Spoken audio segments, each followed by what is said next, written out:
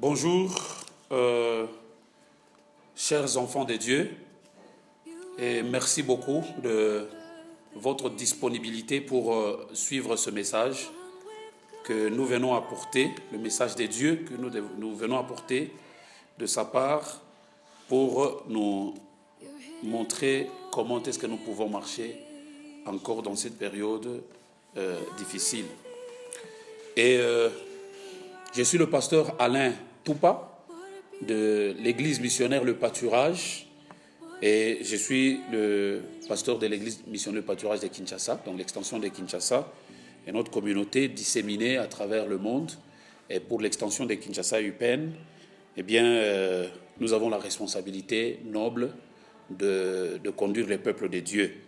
Si vous êtes en visite à Kinshasa, ne manquez pas de nous visiter. Nous sommes sur l'avenue Matondo 2, numéro 27B, à Kinshasa UPEN. Lorsque vous êtes là, eh bien, nous pourrons aussi vous donner nos numéros d'appel et vous pourrez nous contacter sans problème. Je donne déjà ces numéros. Je donne par exemple le numéro 081 700 44 25. 081 700, donc 700 4425. Nous sommes accessibles à ce numéro. Nous sommes aussi accessibles au numéro 0847 25 88 38. 0847 25 88 38. C'est même ce dernier numéro qui est aussi notre numéro WhatsApp. Nous bénissons le Seigneur. Je voudrais réfléchir ensemble avec nous, avec vous, sur un thème important. Devons-nous regarder à la réalité ou à la vérité? La réalité ou la vérité? Et pour parler de cela, réalité ou vérité, devons-nous regarder à la réalité ou à la vérité? La réalité ou la vérité? Voilà un peu de quoi est-ce que nous voulons parler. Et pour en parler, nous prenons 1 Roi, le livre de 1 Roi, au chapitre 17. À partir du verset 8, il est vrai que tout ce chapitre est très intéressant pour nous, mais nous voulons prendre la section qui commence à partir du verset 8, chapitre 17, verset 8, et nous allons descendre peut-être jusqu'au verset 15. C'est une longue lecture, permettez qu'on fasse cela. C'est important, dans cette période compliquée, c'est important d'écouter la parole de Dieu, de lire la Bible et de saisir ce qui est écrit. Je fais la lecture. Alors la parole de l'Éternel lui fut adressée en ces mots. Il s'agit là d'Élie, les Tishbites. La parole de l'Éternel lui fut adressée en ces mots. Lève-toi, va à Sarepta qui appartient à Sidon et demeure là. Voici, j'y ai ordonné à une femme veuve de te nourrir. Il se leva, n'oubliez pas, c'est Élie. Il se leva et il alla à Sarepta. Comme il arrivait à l'entrée de la ville, voici, il y avait là une femme veuve qui ramassait du bois. Il l'appela et dit, va me chercher, je te prie, un peu d'eau dans un vase afin que je boive. Et elle alla en chercher. Il l'appela de nouveau et dit, apporte-moi, je te prie, un morceau de pain dans ta main. Et elle répondit, l'Éternel ton Dieu est vivant. Je n'ai rien de cuit. Je n'ai qu'une poignée de farine dans un pot et un peu d'huile dans une cruche. Et voici, je ramasse 2 morceaux de bois, puis je rentrerai et je préparerai cela pour moi et pour mon fils. Nous mangerons, après quoi nous mourrons. Et Élie lui dit, ne crains point, rentre, fais comme tu as dit, fais comme tu as dit. Seulement, prépare-moi d'abord avec cela un petit gâteau et tu me l'apporteras. Tu en feras ensuite pour toi et pour ton fils. Car ainsi parle l'Éternel, le Dieu d'Israël, la farine qui est dans le pot ne manquera point, et l'huile qui est dans la cruche ne diminuera point, jusqu'au jour où l'Éternel fera tomber de la pluie sur la face du sol. Et là, elle fit selon la parole d'Élie. Et pendant longtemps, elle eut de quoi manger, elle et sa famille, aussi bien qu'Élie. Amen. Voilà cette longue lecture de 8 à 16, presque 9 versets à partager. Nous allons parler, nous sommes en train de parler de la réalité ou la vérité. Qu'est-ce qu'il faut regarder? Faut-il s'arrêter à la réalité, c'est-à-dire à ce qui se produit dans notre environnement? Faut-il s'arrêter à ce qui est en train de se faire dans notre environnement autour de nous? Ou faut-il regarder à la vérité de la parole, qui est la parole de Dieu? La réalité, elle est là, mais la vérité est aussi là. À quoi est-ce qu'il faut regarder? Et ce thème sous forme interrogative va exiger une réponse de chacun de nous. La réalité ou la vérité? Point d'interrogation. La réponse, tu vas la donner, tu vas te la donner après avoir écouté cette parole. Alors, nous voulons prendre cette parole et la disséquer en deux tableaux. Le premier tableau, c'est Élie qui se retrouve encore en Israël, dans son pays. Et nous allons prendre, à partir du verset 8, jusqu'à ce que Élie se lève pour voyager et aller à Sarepta. Voyager ou se déplacer. Le deuxième tableau, c'est l'entrée d'Élie à Sarepta et la réalité que Élie rencontre là-bas. La réalité qu'il rencontre. Comment est-ce que Élie s'est comporté face à la réalité? Voilà notre problème. La réalité sera toujours là. Chacun aura sa réalité. Il est vrai que pour le moment, nous sommes en train de vivre une réalité commune. Toute la planète est en train de connaître cette réalité commune qu'est la maladie. Mais nous voulons que chacun de nous se décide. Nous voulons laisser le choix à chacun. Vas-tu continuer à regarder à la réalité, à ta réalité? Parfois, c'est ta réalité. Pour le moment, c'est vrai que la réalité est commune, mais il se peut que chacun soit en même temps face à la réalité commune, mais aussi face à sa propre réalité, la réalité de sa vie, ses propres combats, ses propres difficultés, ses propres défis, tout ce qui se produit dans son environnement. Alors, donc voilà les deux tableaux. Commençons avec le premier tableau. Alors la parole de l'Éternel lui fut adressée en ces mots. Le verset 9 nous donne ce tableau que nous allons analyser. Lève-toi, va à Sarepta qui appartient à Sidon et demeure là. Voici, j'ai ordonné à une femme veuve de te nourrir. Ce verset est le premier tableau. Qu'est-ce que ce tableau comporte? La première chose, Dieu parle à Élie. Il était là au torrent de Kérit qui venait de sécher. Dieu vient lui dire, lève-toi, va à Sarepta. Donc il y a un mouvement que Élie doit faire. N'oubliez pas que Élie, au torrent de Kérit, il était nourri par des corbeaux. Donc la provision en était arrivée à sa fin parce que le torrent avait séché. Même si les corbeaux pouvaient continuer à apporter la viande et le pain, néanmoins, le torrent avait séché parce que ça faisait autant d'années que la pluie n'était pas tombée. Ainsi donc, la vie de Élie, les provisions de Élie en dépendaient. Ces provisions dépendaient du fait d'écouter Dieu, non seulement, mais deuxièmement, du fait de se mettre en mouvement à la suite de l'écoute de Dieu. C'est pourquoi Dieu lui dit, lève-toi, va à Sarepta. Donc, tu ne te lèves pas, tu ne vas pas là où Dieu te demande d'aller, tu risques de mourir de faim. Voilà la réalité d'Élie.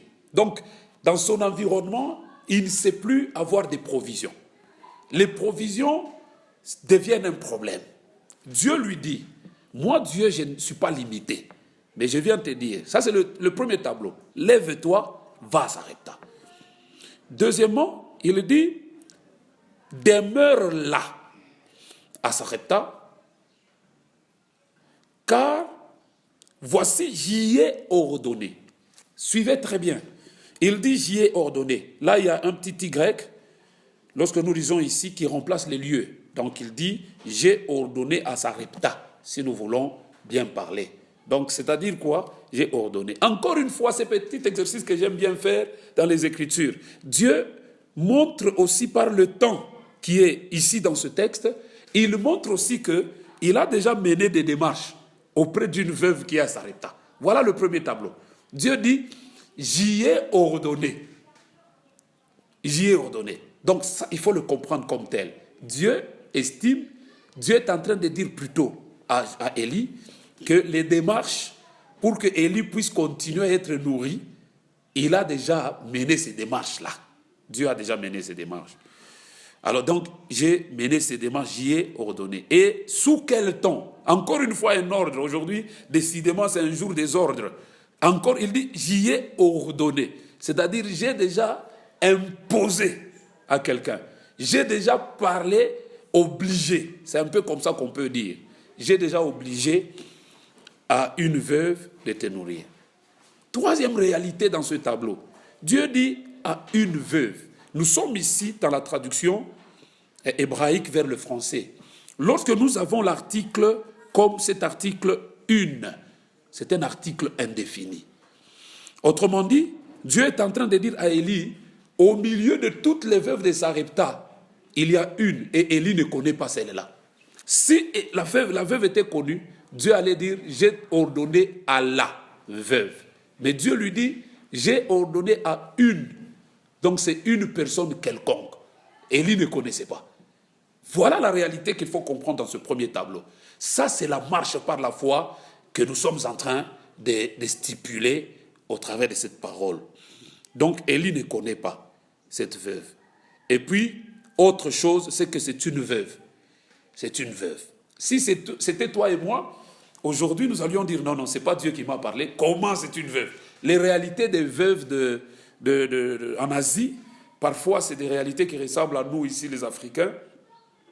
Jésus a donné des exemples des veuves dépouillées, par exemple en Luc, chapitre 18. Dans cette parabole, pour nous exhorter à prier, à persévérer, Jésus a pris l'exemple d'une veuve, justement parce que cette veuve avait été dépouillée. Elle a été dépouillée, elle était dans le besoin et elle subissait l'injustice. Alors il y a une veuve ici, Élie est dans le besoin d'être nourrie, mais Dieu, on aurait peut-être compris qu'il puisse lui dire, écoute Élie, va chez les hommes d'affaires qui sont à Sarepta.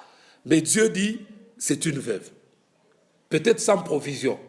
Élie doit venir d'un problème de provision vers une destination où il y a des problèmes de provision, probablement.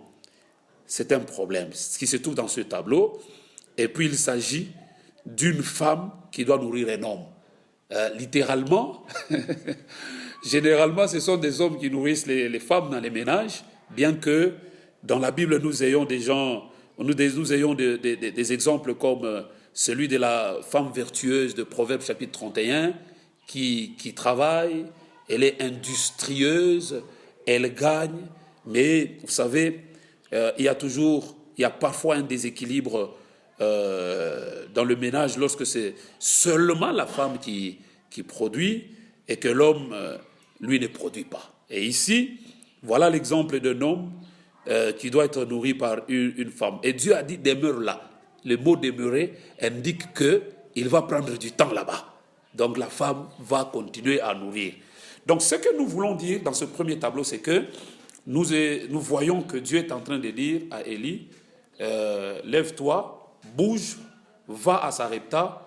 Moi ici, je viens te dire à toi, Élie, de partir là-bas parce que j'ai déjà fini la démarche de te préparer un terrain pour que tu sois nourri là-bas. Voilà ce que Dieu dit à Élie. Et c'est ça qu'il faut comprendre. J'ai déjà parlé à une veuve, je lui ai déjà dit qu'il y a quelqu'un qui va venir et qui va manger. Donc, et non seulement je lui ai dit, j'ai dit à cette veuve, mais j'ai ordonné. C'est-à-dire, j'ai obligé cette veuve de te donner à manger. Premier tableau fini. Deuxième tableau à partir du verset 10, Élie, heureusement, il s'élève. Parce que la foi doit engendrer un mouvement. S'il n'y a pas de mouvement, on est en train de pleurnicher sur place, il y a quelque chose qui ne va pas. Ainsi, Élie montre par là qu'il a entendu, qu'il a écouté la parole de Dieu. Il s'élève, il va à Sarepta. Dans le deuxième tableau, quand Élie arrive, il voit une femme veuve qui ramasse du bois à l'entrée de la ville, j'estime. Et Sarepta, c'était à l'extérieur d'Israël. C'est une ville, c'est un pays païen, Sidon. C'était à Sidon. Élie part là-bas. Comme ils étaient frontaliers, c'est que c'était le même environnement géographique. La sécheresse d'Israël touchait aussi ce coin-là du pays. Ils étaient aussi dans la sécheresse. Élie arrive, voilà le deuxième tableau. Nous analysons maintenant la réalité que Élie rencontre au regard de la vérité que Élie a entendu Dieu lui dire au verset 9 quand il était encore en Israël. Élie, quand il arrive, il voit cette femme. Je m'interroge, n'y avait-il que cette veuve-là à Sarepta où il y en avait beaucoup? Élie a-t-il su comment qu'il s'agissait de cette veuve-là? Sur autant de veuves, parce que Dieu a dit à une veuve, Dieu ne lui a pas dit la veuve. Nous aurons la réponse plus tard. Alors, Élie dit à cette femme, sans respecter, Élie n'a pas respecté, n'a pas dit Dieu à une veuve et la veuve n'a pas de provision. Non, non. Élie voit cette femme et dit, apporte-moi d'abord à boire. La femme apporte à boire sans problème. Déjà, c'était terrible, peut-être c'était un test pour Élie, parce que l'eau était difficile dans le coin à cause de la sécheresse. Élie commence par l'eau, on lui donne, c'était une denrée rare, on lui donne. Deuxièmement, Élie dit à cette femme de lui donner une galette à manger, de lui donner à manger. Va me chercher, je te prie, un peu d'eau dans un vase, verset 10 et verset 11. Elle alla chercher et Élie l'appela de nouveau et dit, apporte-moi, je te prie, un morceau de pain dans ta main. C'est un morceau de pain dans ta main. Regardez maintenant la réaction de la femme. La femme dit, non, mais la réaction de la femme montre qu'elle n'a ni entendu, ni vu quelqu'un mener une démarche auprès d'elle pour lui dire, tu auras un visiteur, il faudra que tu lui donnes à manger. Parce qu'elle dit, écoute, moi ici, je n'ai qu'une poignée de farine et un peu d'huile. Ça, c'est la première chose, elle indique sa provision. La deuxième chose, elle dit, écoute, ce que j'ai là, c'est juste pour moi et mon fils. Donc, elle ne dit pas que cette provision, Dieu lui a dit qu'il y a une troisième personne qui viendrait. Non, non. Donc, la réalité sur terrain est très contraire à ce que Élie avait entendu Dieu lui dire. C'est ça la réalité. Alors, mais maintenant, dis-moi, face à une réalité qui semble contraire, comment est-ce que Élie a marché? C'est ça la marche dans la foi et par la foi. Comment est-ce que Élie a transcendé? La femme dit non, non, moi, je n'ai rien. Moi, en tout cas, tout ce que j'ai, c'est un peu de farine, un peu d'huile, c'est pour moi et mon fils. C'est-à-dire dans la liste des gens comptabilisés pour prendre part à cette bouffe. Il n'y a pas une tierce personne, il n'y a pas une troisième personne qui est attendue. Donc, voilà, si c'était toi et moi maintenant, face à une réalité contraire, qu'est-ce que nous aurions commencé à nous dire? Donc, c'est peut-être celui qui m'a parlé là, c'est le diable. C'est lui qui a cette communication-là, non, non, n'est pas la communication divine. Et puis, en tout cas, qu'on réfléchisse un peu. Que Dieu m'envoie seulement chez une veuve qui n'a qu'une poignée de farine. Moi, je pense que sur le terrain, là, si c'était peut-être toi et moi, nous aurions pris la décision de commencer à rebrousser chemin, rentrer, commencer à tâtonner. Or, rentrer, si on quitte les voies de Dieu, on va tâtonner. On va tâtonner, on va mourir. Donc, les provisions, la survie d'Élie dépendait de l'écoute de Dieu et dépendait du fait de demeurer dans les voies de Dieu. C'est ça la foi. Nous ne marchons pas par la vue, mais par la foi. Et la foi consiste à regarder à l'invisible, au Dieu invisible, à croire en ce qu'il a dit, quelle que soit l'adversité que nous pouvons rencontrer sur terrain. Ces jours-ci, il y a de l'adversité sur terrain. Il y a des problèmes, des obstacles devant nous. Comment est-ce que nous sommes en train de marcher? Comment est-ce que tu marches? Élie a rencontré cette réalité. Réalité contraire. La femme montre qu'elle ne connaît rien de ça. La femme a donné de l'eau à Élie, c'est vrai, un verre d'eau, elle a donné. Peut-être qu'elle avait une cruche avec laquelle elle s'est promenée. Elle dit, bon, je peux donner de l'eau. Mais pour ce qui est du ventre, pour ce qui est du pain, la femme montre qu'elle n'a pas entendu, elle n'a rien entendu. Alors, qu'est-ce que Élie devait faire? Comment est-ce qu'il faut faire? Quelle est la marche par la foi? Comment est-ce qu'il faut marcher? Activer sa foi. Comment est-ce qu'il faut le faire? Alors, Élie, moi je pense, au regard de ce qui est écrit, Élie a compris d'abord que la veuve dont il était question, c'était celle-là. Il savait précisément que c'était celle-là. Il n'a pas regardé à la petitesse de la provision, mais Élie savait, il a su que c'est celle-là. Il n'y a pas d'autre possibilité de parvenir à la connaissance de pareilles choses que la communion avec Dieu. Nous pensons que Élie, d'ailleurs ce n'est pas parce que nous pensons et nous savons, Élie était un homme de prière, Élie était un homme qui passait du temps dans la communion avec la présence de Dieu, et je crois que c'est dans cette communion qu'il a pu se rendre compte que la personne dont il était question, c'était celle-là. Si on ne prie pas personnellement, même s'il y a promesse de Dieu, après la promesse, cherchez Dieu. Dans les autres faits, Élie, la Bible dit qu'Élie était un homme de prière. Il était de la même nature que nous, mais c'était quelqu'un qui priait. Il a sûrement cherché Dieu pour savoir si c'était la direction qu'il fallait prendre. Et il est resté sensible à l'intuition ou à la direction du Saint-Esprit. La deuxième chose, voilà la chose la plus importante que j'ai voulu communiquer ici. Élie, quand il trouve que la situation sur le terrain est contraire, il reste attaché à la vérité qu'il avait entendue. Il reste attaché. La réalité autour de lui ne devient pas le maître mot ou ce qui doit lui imposer la direction. Non. Ce n'est pas la réalité. Élie ne regarde pas ce qui se passe là pour dire non, je suis foutu. Si c'était toi et moi, nous aurions commencé à pleurer. Oh, je suis maintenant ici, je suis arrivé, je ne sais pas comment est-ce que je vais faire, je vais mourir ici. Élie n'a pas pleuré. Élie, son attitude montre qu'il a la conviction qu'il est dans la voie de Dieu.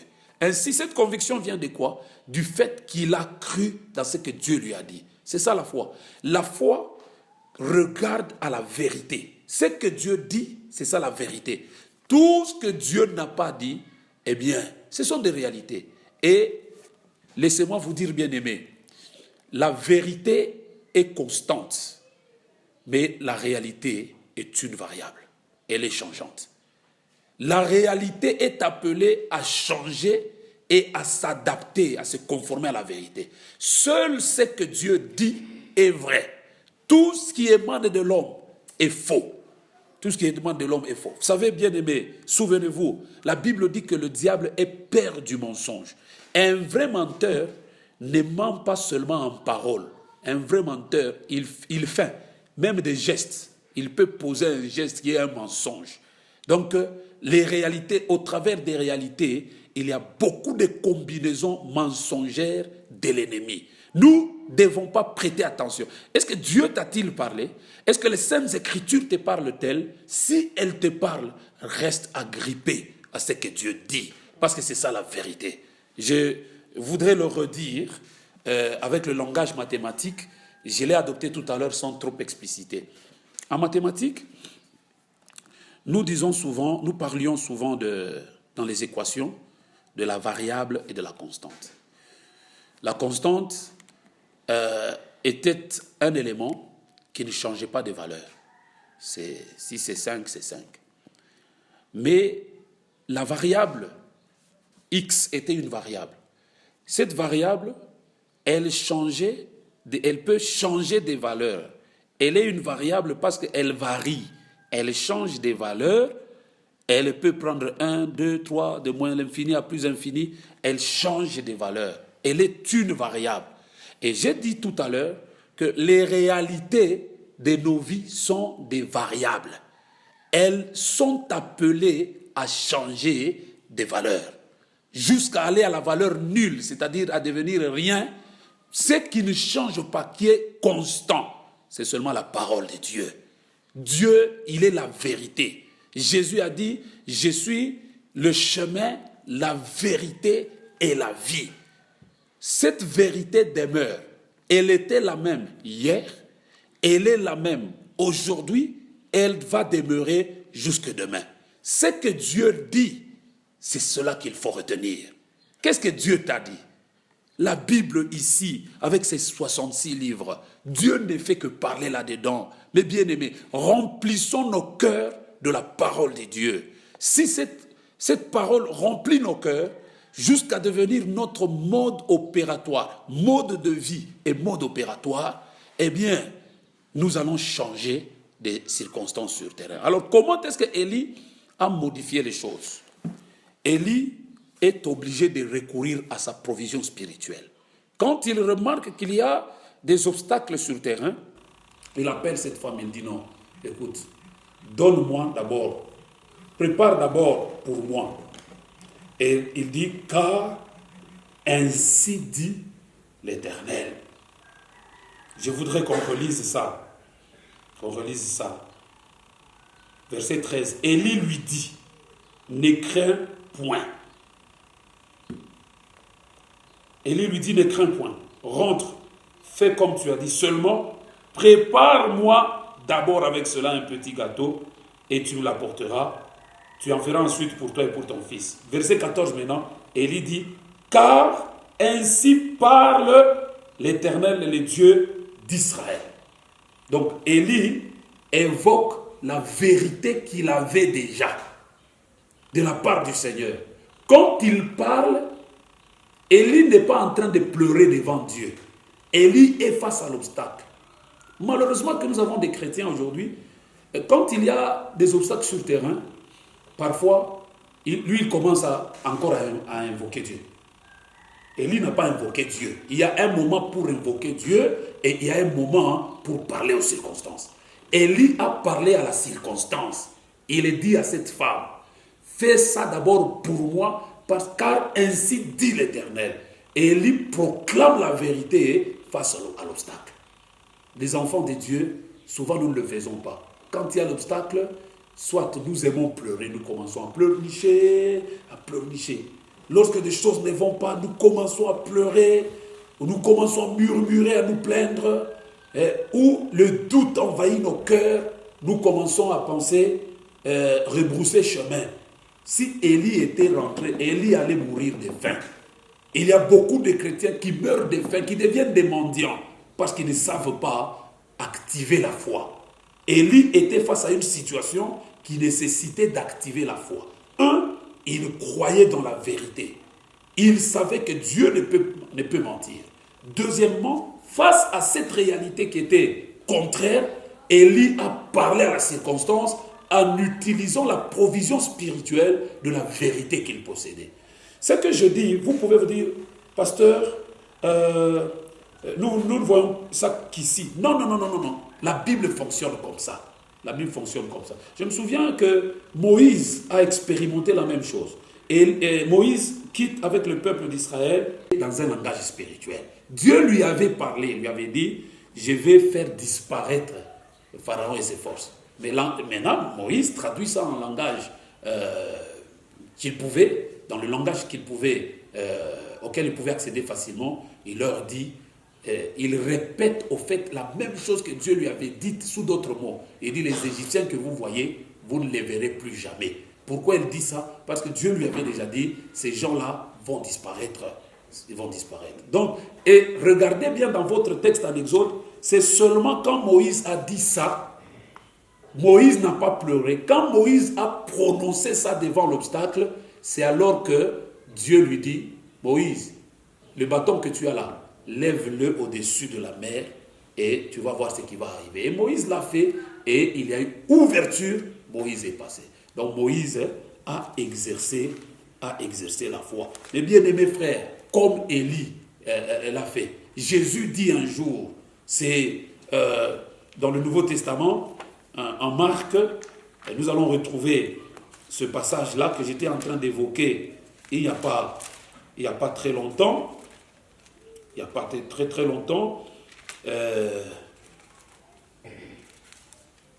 en train d'évoquer ce passage. À Marc chapitre 11, vous pouvez le lire à partir du verset 12 jusqu'au verset 26. Toute cette partie en parle. Jésus passe. Il a faim, il voit le figuier qui n'a rien. Il prononce des paroles. Le figuier sèche. Le lendemain, quand Pierre passe par là, il remarque que le figuier a séché. Il fait voir ça à Jésus. Jésus dit, ayez la foi, ayez foi en Dieu. Littéralement, selon les origines, au verset 22, ayez la foi des dieux. Et puis Jésus continue, il dit, si vous avez, je préfère le lire ici, je préfère le lire pour garder les mêmes termes. Il dit, verset 22, Marc 11, 22, Jésus prit la parole et leur dit, ayez foi en Dieu. Je vous le dis en vérité, si quelqu'un dit à cette montagne, ôte-toi de là, jette dans la mer, s'il ne doute pas en son cœur, mais croit que ce qu'il dit arrive, il le verra s'accomplir. Alors, vous voyez ici, l'exercice de la foi que Dieu nous donne. Ici, Jésus demande qu'on l'exerce face à la réalité. Et il dit, si quelqu'un a la foi et il dit à cette montagne, il y a des moments où nous devons plutôt parler à cette montagne. La montagne, c'est l'obstacle. Quels sont les obstacles qui sont devant nous? Quels sont les obstacles? Est-ce que c'est le coronavirus? Est-ce que c'est la menace, je ne sais pas, de chômage? Est-ce qu'il y a toutes ces choses-là?